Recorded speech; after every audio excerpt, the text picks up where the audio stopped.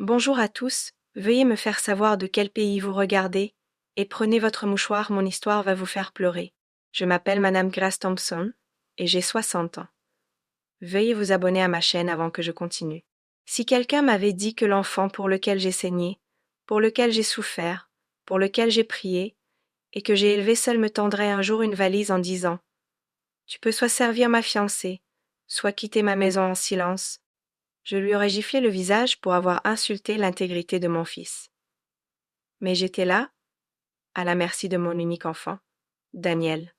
Ce même Daniel qui autrefois tenait mon visage entre ses petites paumes et disait « Maman, quand je serai grand, je t'achèterai une grande maison et je prendrai soin de toi toujours. » Pour toujours n'a pas duré longtemps. J'avais emménagé chez Daniel à peine un an auparavant, après qu'il se soit fiancé à une jeune femme nommée Mélissa. J'avais vendu mon appartement de 2 chambres en banlieue pour soutenir son rêve immobilier. J'avais tout investi en lui. C'était la joie de ma vie, être utile à mon fils. Mais Mélissa ne m'a jamais aimé. Dès le premier jour où j'ai franchi le seuil de leur maison, ses yeux m'ont scruté, comme si j'étais une intruse. Elle chuchotait à l'oreille de Daniel quand elle pensait que je ne regardais pas, se plaignait de ma présence, de ma cuisine, de ma façon de plier les serviettes. Elle disait que j'étais trop traditionnelle et qu'elle avait besoin de son espace en tant que femme moderne. Pourtant, j'ai avalé les insultes. Je me disais c'est juste une période d'adaptation. Les choses s'amélioreront. Mais les choses ne se sont pas améliorées. Elles ont empiré. Un matin, j'ai préparé le petit déjeuner. Des œufs, du pain grillé et du jus de papaye, exactement comme Daniel l'aimait quand il était petit. Melissa est entrée dans la cuisine, a froncé les sourcils et a jeté tout le plateau dans l'évier. « Cette maison n'est pas une cuisine de village, s'il vous plaît, » a-t-elle dit. Cet après-midi-là, Daniel est rentré du travail. J'ai essayé de le saluer, mais ses yeux étaient froids.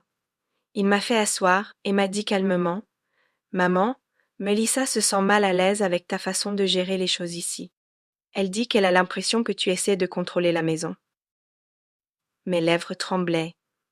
Contrôler. J'ai seulement préparé le petit déjeuner. Elle a l'impression que tu es toujours dans son espace, a-t-il répété. Et honnêtement, maman, je pense que c'est peut-être le moment d'établir des limites. Des limites. Entre moi et mon propre fils. Puis sont venues les paroles qui coupaient profondément que des couteaux. Tu as 2 choix, maman, soit tu sers Mélissa et tu l'aides, soit tu quittes tranquillement la maison et tu vas habiter ailleurs. Je l'ai regardé fixement. Mon cœur ne s'est pas brisé. Il s'est réduit en poussière. Aucune larme n'est venue. J'ai simplement hoché lentement la tête, suis allée dans ma chambre et rangé mes vêtements dans la valise même que je lui avais achetée à l'université et suis sortie de la maison. Il ne m'a pas arrêtée. Mélissa m'a regardé traîner la valise avec un sourire narquois. Je lui ai souri aussi. Mais c'était le genre de sourire qui vient quand la douleur a brûlé si profondément qu'on oublie comment pleurer. Je n'avais nulle part où aller. Je me suis assise sur un banc de parc cette nuit-là. Les lumières de la ville se brouillaient avec ma vision vieillissante. Je n'avais pas d'argent pour un hôtel, pas de proches parents, personne.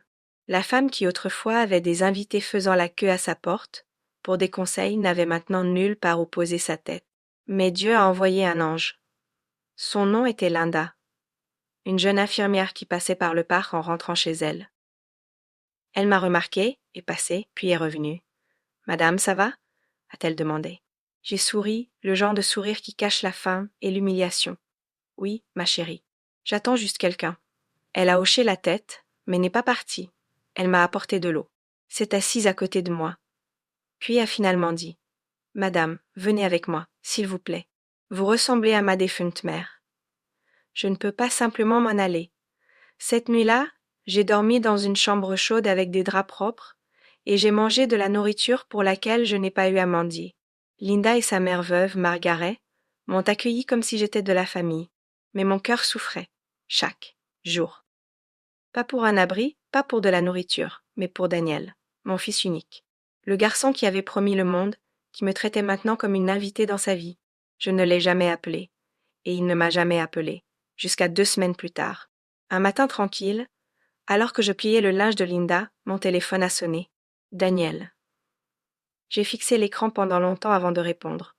Allô. ai-je dit doucement. Silence. Puis, maman, je voulais juste savoir si tu allais bien. J'ai mordu ma lèvre.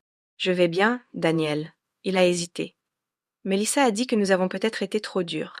Elle veut t'inviter à dîner ce week-end. Pour parler. Dîner? Je voulais dire non. Mais une partie de moi, la partie encore désespérée de croire que mon fils n'était pas perdu, a dit oui. Peut-être que les choses tournaient. Peut-être qu'il avait réalisé ce qu'il avait fait. Mais j'avais tort. Ce dîner allait tout changer. Le soir du dîner, j'ai porté ma plus belle robe en dentelle bleue, celle que Daniel m'avait achetée pour mon 58e anniversaire. J'ai retenu mon souffle en sonnant à la porte. Mélissa a ouvert la porte. Son visage était peint d'une douceur forcée. Entre, maman Grace. Le mot maman semblait étrange sur ses lèvres. Daniel m'a à peine regardé dans les yeux. Il semblait distrait. Le dîner a été servi. 3 d'entre nous à table. Rire forcé. Silence gênant. Puis Mélissa s'est éclairci la gorge. Nous avons réfléchi, a-t-elle dit. Peut-être qu'il vaut mieux que vous ne veniez pas trop souvent. Ce n'est rien de personnel, mais je suis enceinte et je veux vraiment créer une atmosphère paisible pour le bébé. Enceinte. Le mot m'a frappé comme un tonnerre. Daniel regardait son assiette. Et, a poursuivi Mélissa, j'ai engagé une nounou et une femme de ménage. Donc nous n'avons vraiment pas besoin d'aide de qui que ce soit. Qui que ce soit. J'étais devenue qui que ce soit maintenant. J'ai lentement hoché la tête. Mon cœur hurlait, mais mon visage est resté calme. Félicitations, ai-je murmuré. Je prie pour que votre enfant vous aime autant que j'ai aimé le mien. Les yeux de Daniel ont croisé les miens. Il y avait de la honte en eux, mais pas assez pour arrêter ça. Cette nuit-là, je suis retournée chez Linda, j'ai enlevé la robe en dentelle bleue, les soigneusement pliée, et me suis dit, Grace, tu n'es pas un fardeau, tu n'es pas une erreur. Tu as donné le meilleur de toi-même. Tu as aimé profondément. Et maintenant, tu vas apprendre à t'aimer à nouveau. Mais le prochain rebondissement est arrivé trop vite. Une semaine plus tard, Mélissa a quitté Daniel. En quinte et en colère, elle a laissé une note. Tu ne défends pas ta propre mère. Comment me défendras-tu quand je serai la plus vulnérable? Daniel m'a appelé cette nuit-là. Maman, elle est partie. Mélissa est partie. Je n'ai rien dit. Parfois, le silence est la vérité la plus forte. Je n'ai pas dit un mot. Je n'ai pas posé de questions. Je n'ai pas pleuré. Quand Daniel m'a dit que Mélissa avait fait ses valises et était partie, je me suis assise au bord du lit dans la chambre d'amis de Linda, et j'ai fixé le mur. Ce n'était pas le choc, c'était quelque chose de plus lourd.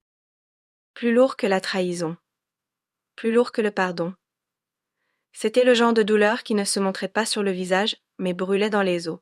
Mon fils, qui autrefois ne pouvait pas aller se coucher sans dire bonne nuit, maman, n'était maintenant qu'une voix au téléphone, brisée, incertaine. Maman, a-t-il répété, la voix basse comme un garçon qui a perdu son jouet, dis quelque chose s'il te plaît. J'ai avalé difficilement. Daniel, je t'écoute. J'ai tout gâché, a-t-il dit. Je n'aurais jamais dû la laisser te parler comme ça. J'aurais dû, non? L'ai-je interrompu doucement.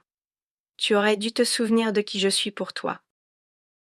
Il y a eu un silence. Un long silence, le genre qui te fait te demander si la personne à l'autre bout avait raccroché. Mais ensuite il a chuchoté. Est-ce que je peux venir te voir? J'ai fermé les yeux. Une partie de moi voulait dire non, pour lui donner une leçon, pour protéger ma dignité. Mais l'amour est une chose insensée. L'amour d'une mère est encore pire et il pardonne dans des langages que le monde ne comprend pas. Viens, ai-je murmuré. Il est arrivé le lendemain matin, même Daniel, mêmes yeux. Mais quelque chose en lui avait vieilli. La douleur avait ridé sa confiance. Il est tombé à genoux dès qu'il m'a vu et a éclaté en sanglots. Pas le genre de pleurs que les hommes font dans les films. C'était bru, laid, fort. Il a agrippé ma jupe comme un enfant à nouveau. Je suis désolée, maman. Je suis désolée. Je n'ai pas dit un mot. Je l'ai simplement pris dans mes bras et l'ai tenu. Je ne sais pas combien de temps. Peut-être des minutes. Peut-être l'éternité. Linda et sa mère sont discrètement sorties pour nous donner de l'espace. Daniel s'est assis avec moi et s'est ouvert. Il m'a dit comment Mélissa avait lentement commencé à contrôler chaque aspect de sa vie. Comment elle avait des insécurités que je ne voyais pas. Comment elle en voulait au lien entre nous et utilisait des menaces émotionnelles pour l'isoler.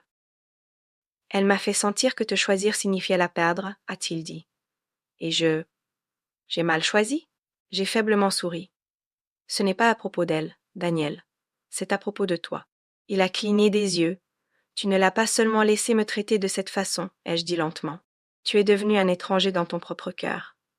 C'est ce qui fait mal. Il a baissé son regard comme un enfant coupable. Je veux réparer ça. Comment? Ai-je demandé. Tu ne peux pas ramener les nuits où j'ai pleuré jusqu'à m'endormir, ou la honte que j'ai avalée quand je suis sortie de la maison de mon fils avec une valise que je lui avais autrefois achetée. Il a levé les yeux. Alors laisse-moi te donner une nouvelle valise, une meilleure, une remplie de paix, de restauration. J'ai ri doucement à travers les larmes. Tu penses que la paix est quelque chose que tu peux emballer avec des ronds. Il a mis la main dans sa poche et en a sorti une petite enveloppe brune. Qu'est-ce que c'est? Ai-je demandé. Un chèque, a-t-il dit. J'ai vendu la maison. Je veux que tu aies ce qui te revient de droit. Tu m'as aidé à construire cette maison. Tu t'es sacrifié pour moi. Je ne veux plus jamais que tu te sentes comme si tu devais mendier pour de l'espace dans ce monde.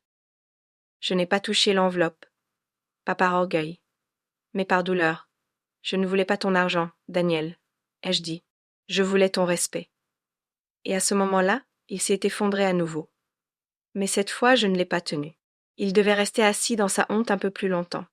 Des jours ont passé. Daniel est resté avec nous. Il a aidé Margaret avec les courses, a aidé Linda à cuisiner, a même rejoint notre service du dimanche. J'ai regardé mon fils revenir lentement, pas avec grandeur, pas avec des excuses dramatiques, mais par de petites actions constantes. Puis un soir, alors que nous étions assis à regarder un vieux film à la télévision, mon téléphone a sonné. Numéro inconnu. J'ai répondu avec prudence. Une voix de femme. Bonjour? Est-ce Madame Grace Thompson? Oui, ai-je répondu. C'est l'assistante sociale du centre communautaire Saint-Pierre. Nous avons eu vos coordonnées par votre fils. Mon cœur s'est arrêté. Je voulais juste vous faire savoir, a-t-elle continué, que votre fils vous a nommé pour notre programme d'autonomisation des personnes âgées. Il a écrit une lettre disant que vous avez passé votre vie à prendre soin des autres, et maintenant il est temps que quelqu'un prenne soin de vous. J'ai cligné des yeux. Pardon. Ai-je demandé stupéfaite. Nous vous offrirons un appartement entièrement meublé, une petite allocation mensuelle, et une équipe de bénévoles pour vous aider à organiser des ateliers, encadrer des jeunes mères, ou simplement faire ce qui vous apporte de la joie. Vous avez été sélectionnée comme l'une de nos 4 mères d'honneur de l'année. Les larmes coulaient, mais pas de douleur cette fois. Daniel m'a regardé avec des yeux pleins d'espoir. Je ne savais pas comment réparer les choses, maman. Alors j'ai pensé que peut-être te donner un nouveau départ pourrait être un commencement. Je ne pouvais pas parler. Je me suis simplement approchée de lui et l'ai enlacé par derrière. Il a tenu mes mains et dit « Tu mérites plus que ce que je tenais, mais si tu me laisses, je veux passer le reste de ma vie à faire amende honorable. » Mais juste au moment où les choses commençaient à guérir, quelque chose est arrivé. Cette nuit-là, après le dîner, Daniel est sorti pour passer un appel. Il est resté absent plus longtemps que prévu. Beaucoup plus longtemps. Je suis sortie vérifier. Le portail était ouvert, sa voiture toujours là. Mais Daniel n'était nulle part. J'ai appelé son téléphone. Ça sonnait et sonnait. Pourquoi ne répondait-il pas? Où était-il allé? Mon cœur a commencé à s'emballer. Pas encore. S'il vous plaît, pas encore. Je ne savais même pas où j'allais. Je ne lui ai pas dit au revoir. Je n'ai pas regardé en arrière, parce que parfois, si vous regardez en arrière quelqu'un qui vous a blessé, vous vous effondrerez en larmes. J'ai traîné cette vieille valise en descendant les marches. Le bruit des roues contre les carreaux semblait plus fort que son silence. Chaque pas loin de la maison qui autrefois contenait mes souvenirs. Et pourtant, j'ai souri. Parce que si je laissais les larmes couler maintenant, je n'aurais pas la force de m'éloigner. J'ai quitté la propriété de Daniel comme une locataire chassée pour loyer impayé, mais j'ai porté cette valise comme un drapeau de dignité. J'ai appelé un tricycle. L'homme m'a regardé et a dit « Madame, vous êtes sûre que vous allez bien comme ça ?» J'ai souri à nouveau. « Emmène-moi simplement là où vit la paix. » Il a ri, ne sachant pas à quel point j'étais sérieuse. Je n'avais pas de plan, pas d'appartement. pas de maison à moi. Daniel était le seul enfant à qui j'avais tout donné, y compris ma force. Je ne me suis jamais remariée. J'ai construit ma vie autour de lui. Et maintenant, j'étais sans abri. À 600 ans. Je me suis retrouvée dans une petite maison d'hôte pour femmes. J'ai payé pour 2 nuits avec le dernier argent que j'avais. Je me suis allongée sur le lit mince avec le ventilateur de plafond qui claquait au-dessus de moi. Et pour la première fois depuis des années, j'ai pleuré dans un oreiller. Pas parce que j'étais faible, mais parce que je me souvenais comment j'avais porté Daniel pendant 9 mois. Moi, comment j'avais mendié pour de la nourriture, pendant la grossesse, parce que son père était mort, comment je me tenais devant le portail de l'école, trempé par la pluie, juste pour lui apporter son déjeuner dans un sac en plastique. Et maintenant, il me donnait 2 options. Servir la femme pour laquelle j'avais souffert, ou disparaître en silence. 2 jours sont passés. Pas d'appel. Pas même de lui. J'ai vérifié mon téléphone 17 fois par jour. Rien. Jusqu'à ce qu'un numéro que je ne reconnaissais pas clignote sur mon écran. J'ai décroché. Maman, c'est moi. Daniel. Mais quelque chose n'allait pas. Il n'avait plus l'air aussi ferme qu'avant. Sa voix tremblait. Maman, j'ai besoin de te voir. S'il te plaît. Je n'ai pas répondu rapidement. Ma poitrine montait et descendait. Tu l'as choisi plutôt que moi, Daniel. Que veux-tu maintenant? J'avais tort, a-t-il dit. Maman, s'il te plaît. J'ai besoin d'expliquer. Mon cœur souffrait en entendant sa culpabilité. Mais je n'allais pas me précipiter comme une mendiante. Où es-tu? Ai-je demandé. Toujours à la maison. Mais elle est partie. Elle est partie. Partie. Je me suis redressée. Pourquoi? Elle a dit qu'elle ne peut pas vivre dans une maison où ses opinions ne sont pas définitives. Elle a dit que je suis faible. D'aimer ma mère. J'ai fait une pause. Avalé. Et que lui as-tu dit? Je lui ai dit, peut-être que je suis faible. Mais au moins je n'ai pas été élevée par une femme qui m'a appris à abandonner la personne qui m'a donné la vie. Je ne m'attendais pas à ces mots. Pendant un moment, j'ai oublié comment respirer. Maman, a continué Daniel, je le vois maintenant. Tout, la façon dont je t'ai traité, les choses que j'ai dites. J'ai honte, je n'ai pas parlé. Le silence entre nous était lourd. Puis il a ajouté, est-ce que je peux venir te voir? Je me suis mordu la lèvre. Non. Maman, s'il te plaît. J'ai essuyé mon visage. Viens me chercher plus tôt. Cette fois pas comme ta femme de ménage, mais comme ta mère. Il y a eu un silence. Puis j'ai entendu un léger sanglot de son côté. Je serai là dans 20 minutes. Daniel est arrivé exactement 20 minutes plus tard. Il est sorti de la voiture, m'a ouvert la portière arrière comme si j'étais de la royauté. Et quand je suis entrée dans la voiture, j'ai vu quelque chose qui m'a brisé. Un thermo, du riz jollof chaud. Enveloppé dans une serviette, il s'est tourné et a dit « Je l'ai fait. Moi-même, je l'ai regardé. » Il a ri à travers les larmes. Ce n'est pas aussi bon que le tien. Mais je me suis souvenu comment tu me préparais de la nourriture quand j'étais jeune. Et j'ai pensé que c'était peut-être le moment de te rendre l'appareil. Ma gorge s'est serrée. Je ne pouvais pas parler. J'ai juste tenu le thermos et hoché la tête. Nous sommes rentrés. Chez nous. Mais ça ne semblait pas encore être le mien. Jusqu'à ce qu'il fasse quelque chose que je n'oublierai jamais. Daniel a ramassé ma vieille paire de pantoufles qui avait été jetée dans l'arrière-cour. Il les a nettoyées et les a placées devant la porte. Puis il s'est agenouillé à côté d'elle et a dit « Si jamais je te fais te sentir petite à nouveau, utilise ces pantoufles pour me chasser. » Je me suis effondrée. J'ai pleuré sur ses épaules comme une mère qui vient de retrouver son enfant après une longue guerre. Et il n'a pas bronché. Il m'a tenu plus fort. Mais juste au moment où je commençais à penser que c'était fini, je suis entrée dans la cuisine et j'ai vu quelque chose d'étrange. Un dossier, sur le comptoir de la cuisine, avec mon nom dessus. Je l'ai ouvert. À l'intérieur, il y avait une lettre de Mélissa. Mais cette fois, c'était des excuses et une confession. Les mots qui ont suivi, ils vont tout changer. Mes mains tremblaient en lisant l'écriture de Mélissa. À la mère de Daniel, je sais que vous me détestez probablement maintenant. Vous devriez. Mais avant de jeter ceci, lisez-le jusqu'au bout. J'ai besoin de confesser quelque chose que j'ai caché à Daniel, à tout le monde. J'ai arrêté de lire. La cuisine est devenue silencieuse. J'ai regardé par-dessus mon épaule et Daniel était à l'étage, pliant probablement mes vêtements comme il l'avait promis. J'ai reporté mes yeux sur la lettre. Mon cœur battait plus fort à chaque ligne. Le jour où j'ai demandé à Daniel de choisir entre vous et moi n'était pas une question de fierté. C'était de la panique. J'avais peur que vous détruisiez ce que je lui cachais. J'avais peur que votre présence révèle tout. Ma poitrine s'est serrée. Vous voyez, je n'essayais pas seulement de prendre votre place dans la maison. J'essayais de vous empêcher de découvrir la vérité. Je me suis figée. J'ai regardé le bas de la lettre. Il y avait un rapport d'hôpital attaché en dessous. J'ai rapidement ouvert le papier. Négatif. Aucune grossesse détectée. Date. Il y a 3 mois. Mes genoux ont presque cédé. Je me souvenais clairement, c'était le même mois où Melissa avait crié à tue-tête qu'elle portait l'enfant de Daniel. La même raison pour laquelle il m'avait supplié de ne pas la questionner ou de bouleverser ses émotions. Je me suis agrippée au bord du comptoir pour ne pas tomber. Elle avait simulé une grossesse. Pourquoi? Pourquoi quelqu'un ferait-il quelque chose d'aussi maléfique? Juste à ce moment, j'ai entendu des pas.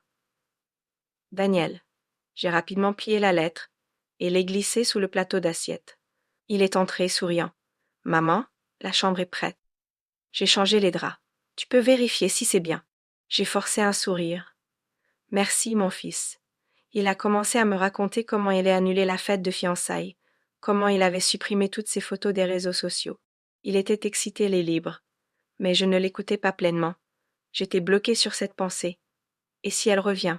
Parce que si Melissa avait menti sur sa grossesse pour piéger Daniel, alors son départ n'était pas la fin. C'était une pause. Et je craignais qu'elle ne revienne, cette fois avec quelque chose de plus dangereux.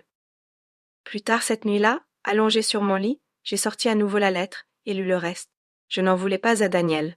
J'en voulais à son héritage, ses documents fonciers. Il ne vérifie jamais ce que je lui donne à signer.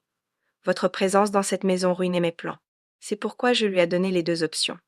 Je pensais qu'il me choisirait. Et il l'a fait. Mais à quoi je n'étais pas préparée.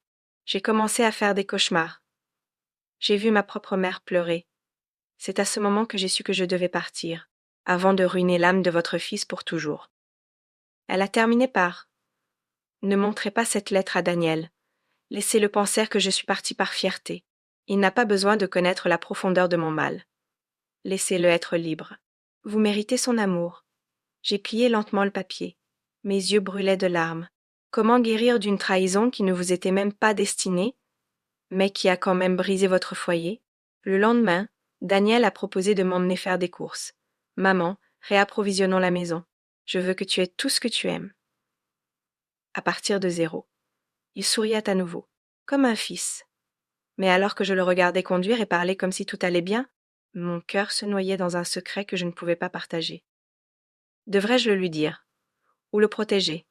Et si le cachet fait de moi la menteuse maintenant? Au centre commercial, Daniel me tenait la main comme un enfant. Maman, tu veux ces céréales ou celles-là?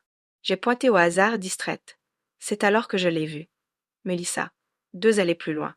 Parlant à un homme. Tenant un enfant. Une petite fille. J'ai cligné des yeux 2 fois. Ce n'était pas possible. Daniel n'avait pas remarqué. Il était toujours face à l'étagère. J'ai plissé les yeux. La fille semblait avoir environ 5 ou 6 ans. Attendez. Melissa avait un enfant, mais sa note disait qu'elle n'avait jamais été enceinte. Et sinon?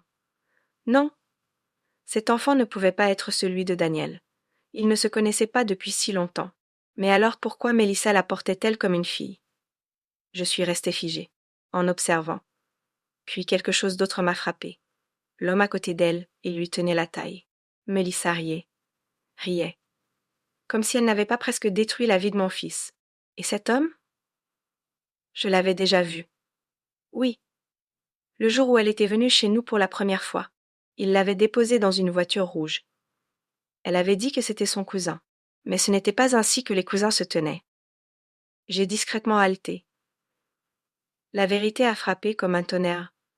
Melissa était fiancée à un autre homme, tout en prétendant être la fiancée de Daniel. Je voulais crier, lui tirer les cheveux et la traîner devant Daniel, mais quelque chose en moi disait « Laisse-le guérir d'abord, donne-lui la paix, avant la vérité. » Je me suis rapidement détournée. « Maman, tu as vu quelque chose ?» a demandé Daniel. J'ai souri, secoué la tête. Je viens de me souvenir de quelque chose que j'ai oublié d'acheter. Nous avons payé et sommes partis. Mais dès que nous sommes rentrés à la maison, j'ai ouvert un tiroir et j'y ai placé la lettre de Melissa enveloppé dans une nouvelle enveloppe. J'ai écrit dessus « Donne ceci à Daniel, seulement si je meurs sans l'avoir expliqué moi-même. » Cette nuit-là, j'ai prié comme jamais auparavant. Pas pour me venger, mais pour la grâce. Parce que pardonner à quelqu'un de vous avoir blessé est difficile. C'est encore plus difficile. Vous savez, quand vous donnez naissance à un enfant, vous n'imaginez pas qu'un jour, le protéger signifierait lui cacher la vérité. Ce soir-là, Daniel a encore cuisiné. Il a préparé mon plat préféré, du porridge d'inam avec des légumes musugus et du poisson fumé. Il a insisté pour que je me repose, que j'en avais fait assez dans ma vie. Je l'ai regardé portant un tablier, coupant des légumes, ressemblant tellement au garçon que j'avais élevé, à l'homme qui m'avait un jour dit de choisir entre le silence et le service. C'était comme si le monde s'était inversé. Mais moi, je combattais ma propre tempête. Est-ce que je lui donne la lettre? Est-ce que je lui dis que j'ai vu Mélissa avec un homme et un enfant au supermarché? Est-ce que je détruis le peu de paix qu'il se construit? J'ai choisi le silence encore une fois. Pas parce que j'avais peur, mais parce que j'avais besoin de plus de temps. Du temps pour décider si la vérité guérirait ou détruirait. 3 jours plus tard, j'étais dans l'arrière-cour, cueillant des feuilles amères, quand Daniel est sorti tenant une petite photo décolorée. « Maman, a-t-il dit, s'asseyant à côté de moi, qui est cet homme debout à côté de toi ici. » Je me suis fiée. Il m'a tendu la photo. C'était d'il y a 25 ans. Moi, mon défunt mari, et son meilleur ami Emmanuel. L'ami que je n'avais pas vu depuis des décennies. C'est le plus proche ami de ton père. Ai-je répondu lentement, les souvenirs affluents. Daniel avait l'air sérieux. J'ai vu cette photo en nettoyant le grenier. Il y a quelque chose que j'ai toujours voulu demander. Il a fait une pause, m'a regardé directement dans les yeux. Papa était-il vraiment l'homme que tu aimais? Ou t'es-tu contenté de lui? Je ne m'attendais pas à ça. Les larmes me sont montées aux yeux. Pourquoi demandes-tu, Daniel? Il a baissé la voix. Parce que j'ai vu une lettre, une vieille, dans la boîte de papa. Elle était de toi. Tu l'as écrite à Emmanuel. Tu ne l'as jamais envoyée. Ma bouche s'est asséchée. Il a lu mon silence comme une page. Tu as écrit que tu étais fatigué de prétendre, que parfois, l'amour choisit le mauvais chemin. J'ai détourné le regard. Après toutes ces années? Oui, ai-je murmuré. J'ai aimé Emmanuel autrefois, mais j'ai épousé ton père, parce que c'était la bonne chose à faire. Ton père était un homme bon. Mais parfois, Daniel a soupiré. Je ne te juge pas, maman. Je pense que je comprends mieux maintenant. Comprendre quoi? Il s'est tourné vers moi. Pourquoi tu es restée silencieuse quand je t'ai dit de partir ou de servir Mélissa? J'ai cligné des yeux. Il a continué. Tu as passé toute ta vie à sacrifier ta voix pour les personnes que tu aimes. Ces mots ont frappé plus fort que n'importe quelle gifle. Il s'est levé et est rentré, me laissant là, entouré des feuilles amères que je n'avais pas fini de cueillir. Et c'est alors que j'ai réalisé quelque chose, même quand ton enfant grandit et commence à te pardonner. La partie la plus difficile est d'apprendre à te pardonner toi-même. Cette nuit-là, vers 22 Fierad-Croix, il y a eu un coup à la porte. Daniel était dans la salle de bain. J'ai ouvert. C'était Mélissa. Oui, se tenant là comme une ombre du passé. Pas de maquillage. Pas de dallon. Juste un t-shirt et un gant. Et des yeux gonflés d'avoir pleuré. S'il vous plaît, a-t-elle dit, je ne suis pas là pour me battre. Je n'ai pas dit un mot. J'ai juste besoin de lui parler, a-t-elle continué. Juste 15 minutes. J'ai tenu le cadre de la porte. Il n'a pas besoin de plus de dommages. Je sais, a-t-elle murmuré. C'est pourquoi je suis venue. Pour dire pardon. Pas pour revenir. Elle a fouillé dans son sac et m'a tendu quelque chose. Une enveloppe. Donnez-lui ceci, a-t-elle dit, quand vous penserez qu'il est prêt. Avant que je puisse dire un mot de plus, elle s'est retournée et partie. Pas de drame, pas de mensonge, juste un regret silencieux. Quand j'ai ouvert l'enveloppe plus tard, il y avait une autre lettre manuscrite comme la première, mais celle-ci était courte. Daniel, je t'ai menti. Je ne t'ai jamais aimé comme tu m'as aimé. J'avais juste besoin d'un nom, d'une maison, d'un avenir que je n'ai pas mérité. Mais tu étais trop bon, trop gentil. J'ai paniqué. Et je t'ai blessé. S'il te plaît, pardonne-moi. Je suis partie, parce que ta mère ne m'a pas combattue, elle m'a rappelé le genre de femme que je ne serai jamais. Je n'attends pas ton pardon. Je veux juste que tu saches, le bébé que je tenais ce jour-là est ma nièce, pas la mienne. Je n'en ai jamais eu. Je n'ai jamais été enceinte. Vis librement. Et quand tu aimeras à nouveau, que ce soit quelqu'un digne de la douceur que tu portes. Aime Mélissa. J'ai pleuré. Pas parce qu'elle méritait des larmes, mais parce que j'ai finalement compris quelque chose. Parfois, Dieu retire des personnes de votre vie non pas comme une punition, mais comme une protection. J'ai brûlé la deuxième lettre, non pas parce que je voulais la cacher, mais parce que Daniel avait déjà commencé à guérir. Pourquoi rouvrir la plaie? Au lieu de cela, le lendemain matin, je l'ai fait asseoir. J'ai tenu ses mains. Fils, ai-je dit, il est temps que nous arrêtions de nous cacher des choses. Plus de lettres, plus de secrets. Il a hoché la tête. J'ai continué, il y a une chose que je veux de toi. N'importe quoi, maman. N'aime pas comme moi. Ne reste pas silencieux par amour. Parle, même quand ta voix tremble. Ses lèvres ont tremblé. Il m'a serré fort. Merci de ne pas avoir abandonné avec moi, maman. Et juste quand je pensais que l'histoire se terminait, ces mots suivants m'ont secoué. Maman, il y a quelqu'un que je veux que tu rencontres. Qui? Il a souri nerveusement. Elle s'appelle Amara. Elle n'est pas parfaite, mais elle est... J'ai fixé, puis souri, puis murmuré dans mon cœur que ce ne soit pas une autre Mélissa. Mais la vie avait d'autres plans. Le soleil du matin perçait à peine à travers les rideaux quand Daniel m'a appelé. Maman, Amara vient. Je veux que tu la rencontres. Mon cœur a bondi, pas d'excitation, mais d'un étrange mélange d'espoir et de peur. Et si Amara n'était qu'un autre chapitre dans ce livre douloureux? Quand elle est arrivée, Amara était calme, polie. Ses yeux reflétaient de la gentillesse, mais j'y ai vu autre chose de l'hésitation. Nous nous sommes assis dans le salon. Daniel a parlé de son travail, de ses rêves, et puis... J'ai observé Amara attentivement. Elle semblait presque familière. Les jours ont passé, et Amara a commencé à venir plus souvent. Un après-midi, je l'ai trouvée en train de regarder un vieil album photo.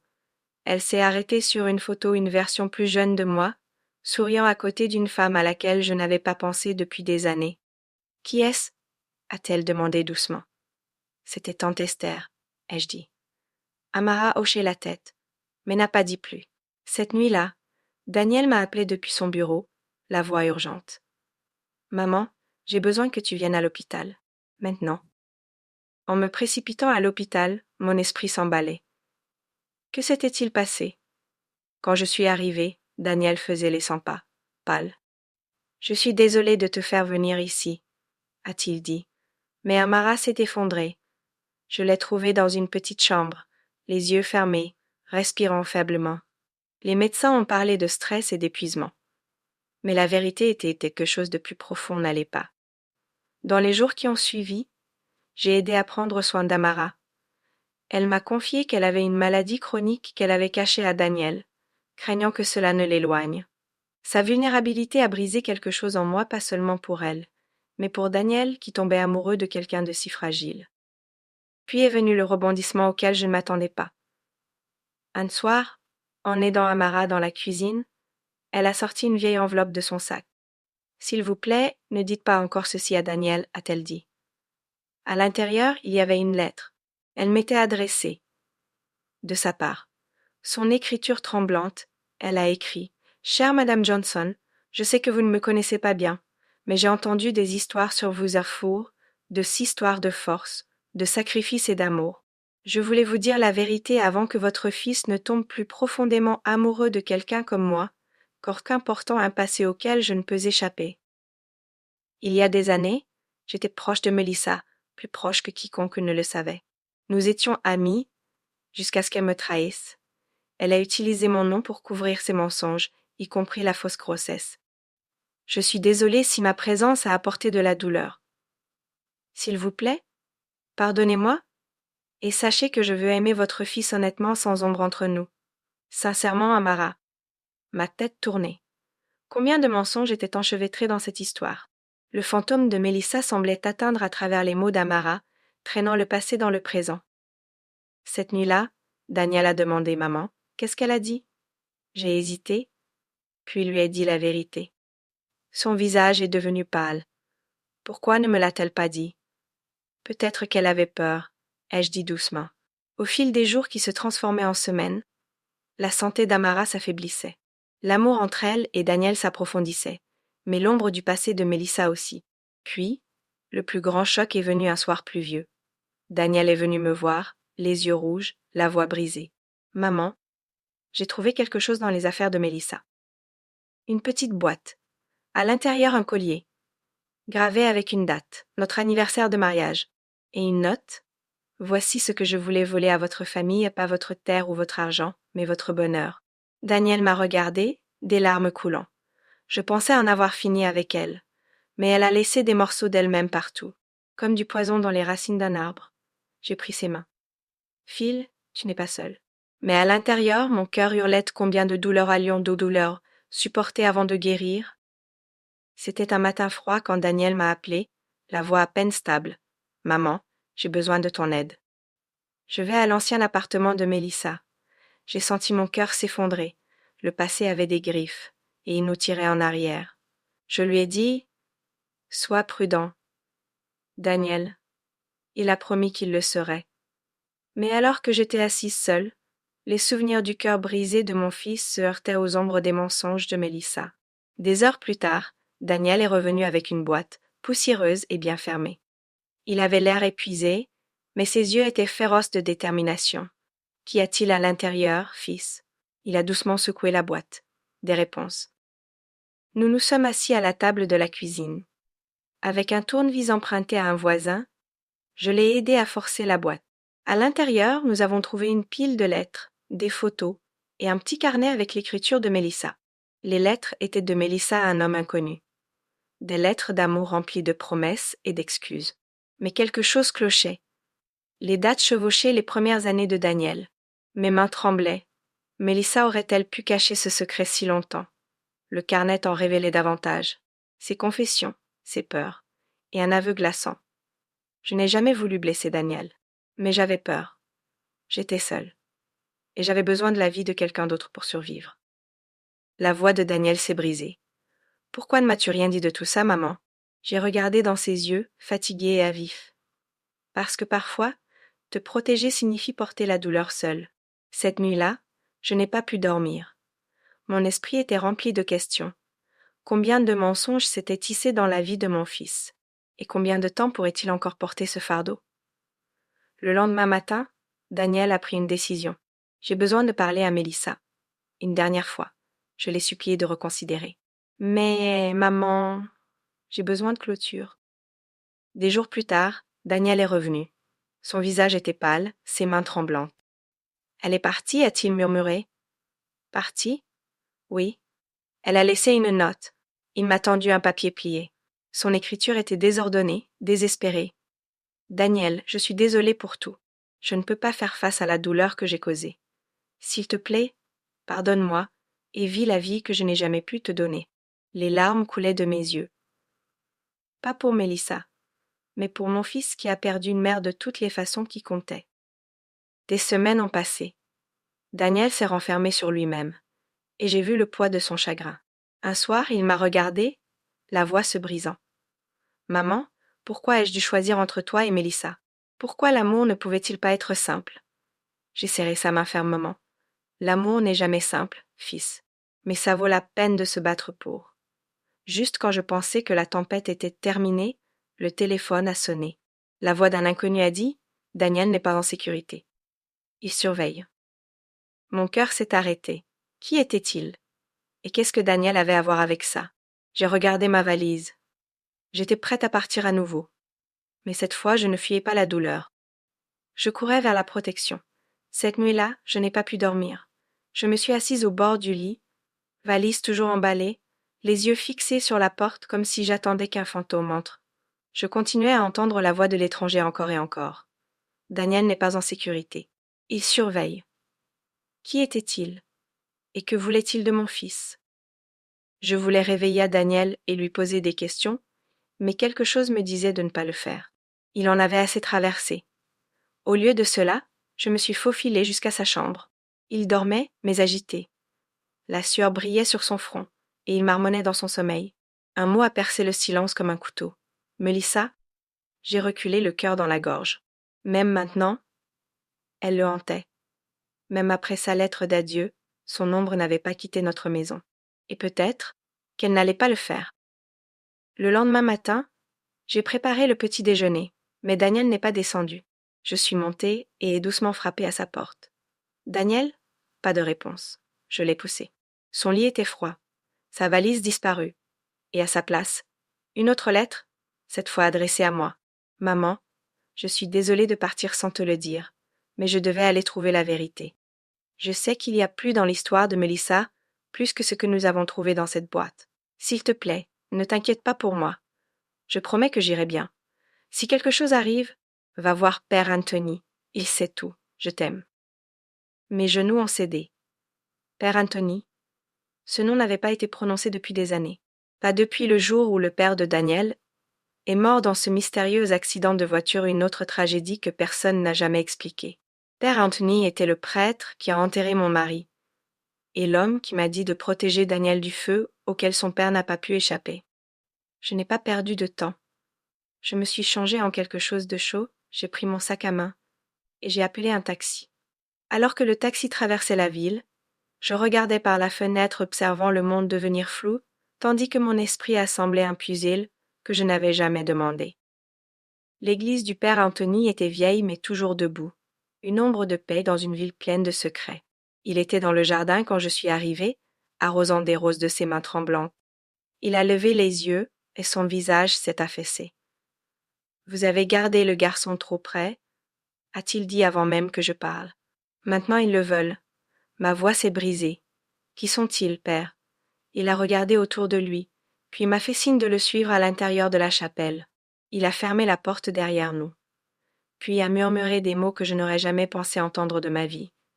Mélissa a été plantée dans la vie de Daniel. Pas par hasard, mais par serment. Mon souffle s'est arrêté. Quel serment? Il s'est assis, le visage pâle. Il y a un groupe, une société secrète qui remonte à la jeunesse de son père. Votre mari en faisait partie avant d'essayer de s'échapper. Ils punissent la déloyauté. Ils détruisent l'héritage. Je l'ai fixé, mes mains tremblantes. Vous voulez dire? Mélissa a été envoyée pour détruire Daniel? Il a hoché la tête. Elle était censée mettre fin à sa lignée. Je me sentais étourdie. Et maintenant? Elle a échoué. Alors ils viendront chercher Daniel eux-mêmes.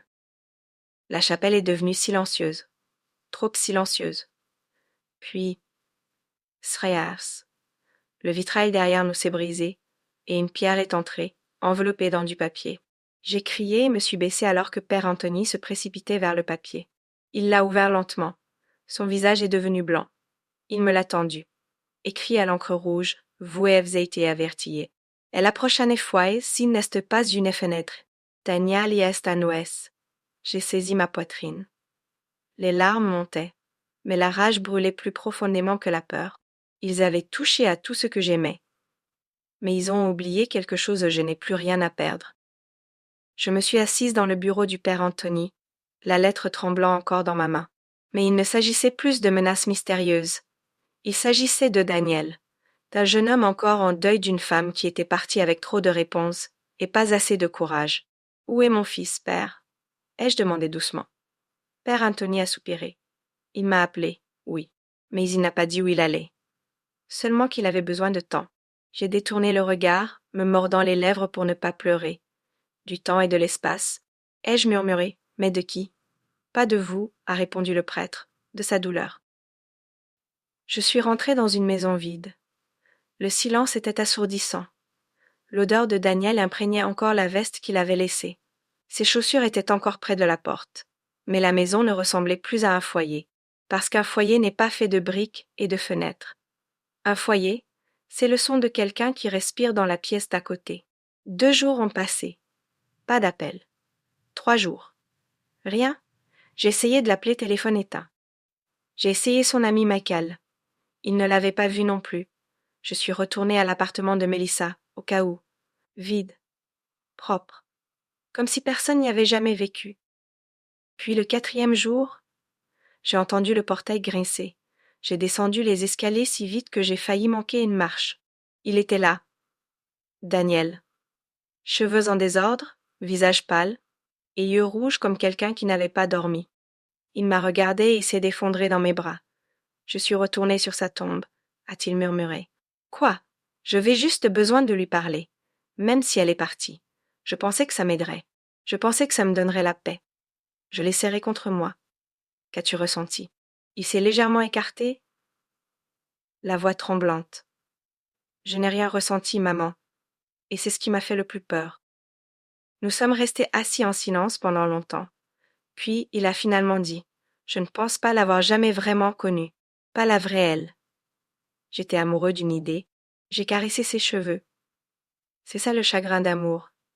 Daniel, réaliser que la personne à qui tu as donné ton cœur ne méritait pas de le tenir. Après un moment, il m'a regardé, un faible sourire revenant sur son visage. Je suis désolée pour tout, maman. La façon dont je t'ai traitée, la laissant te parler comme si tu étais un fardeau. J'ai hoché la tête, mais je n'ai pas parlé. Certaines excuses n'ont pas besoin de mots pour être acceptées. Plus tard ce soir-là, nous avons mangé ensemble juste nous deux. Pas de tension, pas de silence gêné.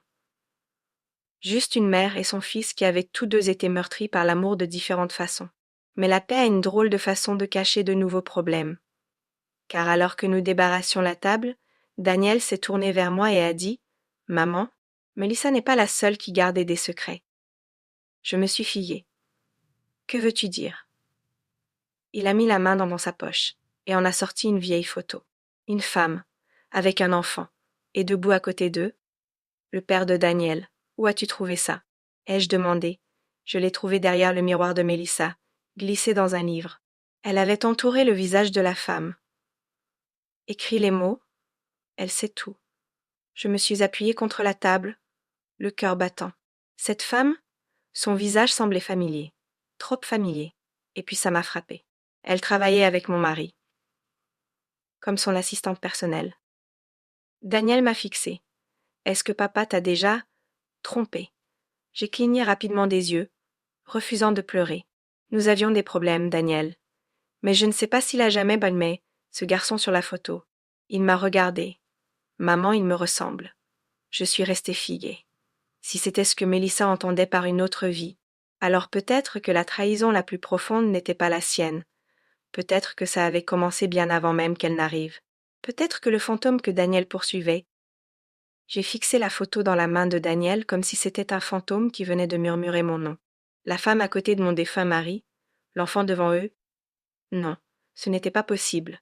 Mais la forme de la mâchoire de l'enfant, sa façon de se tenir, la même fossette gauche que Daniel avait à cet âge, c'était comme si mon cœur se noyait au ralenti. Daniel m'observait attentivement. Maman, tu savais pour ça? Je me suis assise lentement agrippant la table. Je soupçonnais. Il y a des années, mais je n'ai jamais eu de preuves. Et quand ton père est mort, j'ai enterré les questions avec lui. Daniel s'est assis à côté de moi, fixant le sol. Alors j'ai peut-être un frère. J'ai lentement hoché la tête. Possiblement. Et Mélissa l'a découvert. Peut-être que c'est ce qu'elle voulait dire par une autre vie. Peut-être que cette femme-là, l'assistante de ton père, n'a jamais quitté le tableau. Silence. Un silence douloureux, chargé. Puis Daniel a ri amèrement. J'ai passé des années à me blâmer d'être trop. Et peut-être, tout ce temps, je n'étais jamais assez pour lui. Mon cœur s'est brisé. Pour lui. Pour moi-même. Pour toutes ces années où nous avons aimé un homme qui avait construit 2 foyers avec un seul cœur. Le lendemain, Daniel a demandé à être seul. Encore. Il avait besoin de temps. Pas pour être en colère, mais pour comprendre. Et je l'ai laissé faire. Parce que parfois, même l'amour a besoin d'espace pour respirer. Ce soir-là, j'ai ouvert une vieille boîte de photos et de lettres des derniers mois de mon mari. Et c'est alors que je l'ai trouvée. Une lettre. Jamais ouverte, jamais adressée à moi. Juste mon nom, écrit de sa main. Les mains tremblantes, je l'ai ouverte. À l'intérieur se trouvait une courte note. Si tu lis ceci, j'ai laissé trop de non-dits. J'ai fait des erreurs. Mais un jour, tu comprendras. Pardonne-moi, je t'ai aimé, mais pas uniquement toi. J'ai laissé tomber la lettre comme si elle m'avait brûlé. Il savait. Il savait ce qu'il faisait. Il a laissé sa vérité derrière lui, comme une bombe silencieuse, attendant que nous la découvrions par hasard. Le lendemain matin, Daniel est revenu de sa promenade. Je lui ai tendu la lettre. Il l'a lue. Il n'a pas parlé. Il l'a simplement pliée calmement et mise dans sa poche. Puis il a dit quelque chose auquel je ne m'attendais pas. Je veux la trouver. La femme sur cette photo. Si j'ai un frère. J'ai besoin de savoir. J'ai hoché la tête. Et pour la première fois depuis des années, j'ai vu une autre sorte de feu dans les yeux de mon fils. Pas de la douleur, pas de la vengeance, mais un but. Une semaine plus tard, Daniel a eu une piste. La femme, elle s'appelait Hannah Kavaven, une petite ville à 3 heures de route. Elle tenait une modeste librairie, vie tranquille, pas de mari. Et oui, elle avait un fils. J'aime.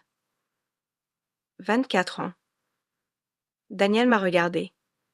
Tu viendras avec moi. J'ai hésité, mais j'ai revu l'enfant en lui. Le petit garçon qui me suppliait autrefois de rester dans sa chambre parce qu'il avait peur du tonnerre. Oui, ai-je dit. Allons-y. 3 heures plus tard, nous nous tenions devant une petite librairie à la peinture défraîchie et avec une clochette tordue sur la porte. À l'intérieur, une femme a levé les yeux du comptoir. Elle s'est fiée, les yeux écarquillés, comme si elle voyait aussi un fantôme. Daniel, a-t-elle murmuré. Il a lentement hoché la tête. Je pense que je suis le fils de ton défunt amant.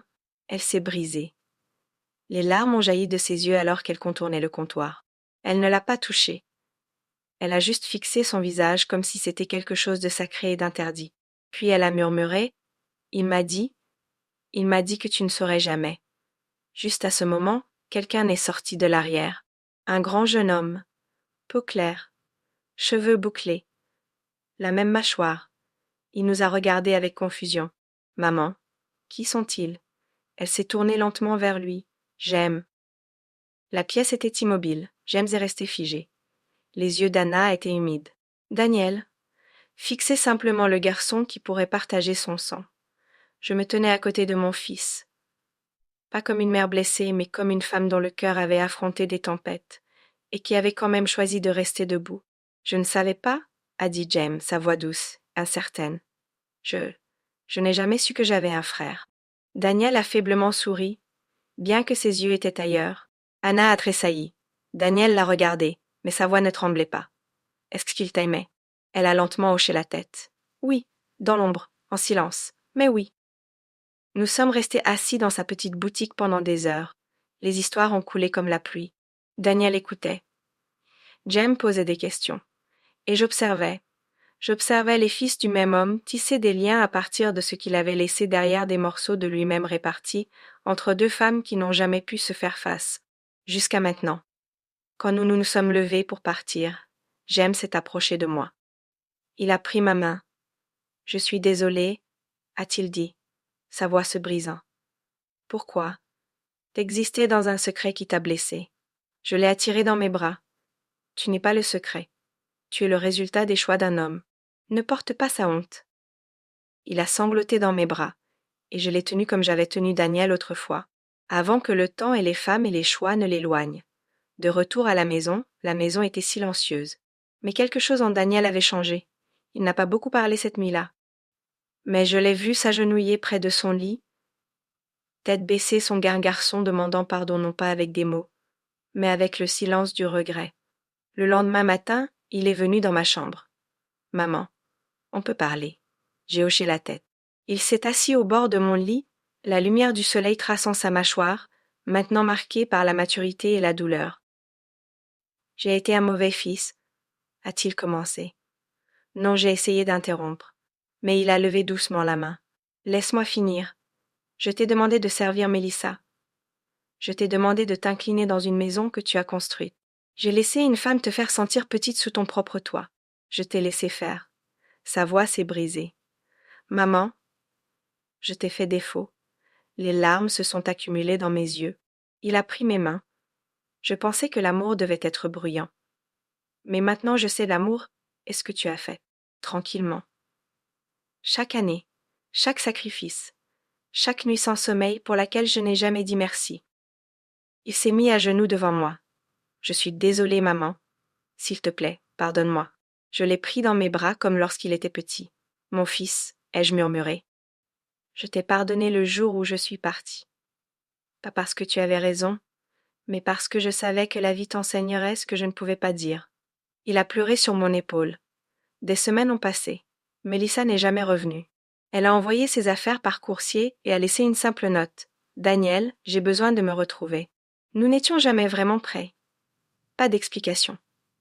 Juste une sortie tranquille. Parfois, c'est comme ça que les gens partent sans tempête, juste du calme. Daniel ne l'a pas poursuivie. Il ne l'a pas maudite. Il a simplement guéri. Lentement, en parlant, en travaillant, en passant du temps avec moi pas par culpabilité mais avec joie. Un matin, il est entré dans la cuisine et a attaché un tablier autour de sa taille. « Que fais-tu » ai-je demandé en riant. « Je cuisine pour toi. » J'ai haussé un sourcil. « Depuis quand cuisines-tu » ? Depuis aujourd'hui, a-t-il souri. Je ne te demanderai plus jamais de servir qui que ce soit. Jamais. Il a brûlé le riz. Trop épicé le ragoût. Mais j'ai mangé chaque cuillerée comme si c'était de l'or, parce que c'était fait avec amour, pas par devoir. Le jour de mon anniversaire, Daniel m'a surprise avec quelque chose auquel je ne m'attendais pas. Il m'a tendu un cadeau emballé. À l'intérieur, il y avait une photo encadrée, de moi, tenant bébé Daniel. Et à côté une note manuscrite qui disait « Ma première reine, mon premier amour, ma maison pour toujours. J'ai pleuré, pas à cause de la photo, mais parce que je savais mon fils était revenu. Des années ont passé. Daniel a retrouvé l'amour. Mais cette fois, il ne l'a pas laissé marcher sur sa mère. Elle est devenue mon amie. Et quand ils se sont mariés, ils m'ont demandé d'accompagner Dakolala dans l'allée, avec la photo de son défunt Lara à la main. Aujourd'hui, je suis assise sur le porche, regardant mes petits-enfants courir dans la cour. Daniel sort, portant du jus pour eux. Il s'assit à côté de moi et dit « Tu me pardonnes toujours, n'est-ce pas ?» Je souris. « Tu as passé le reste de ta vie à réparer. C'est plus que le pardon, c'est l'amour. » Fin.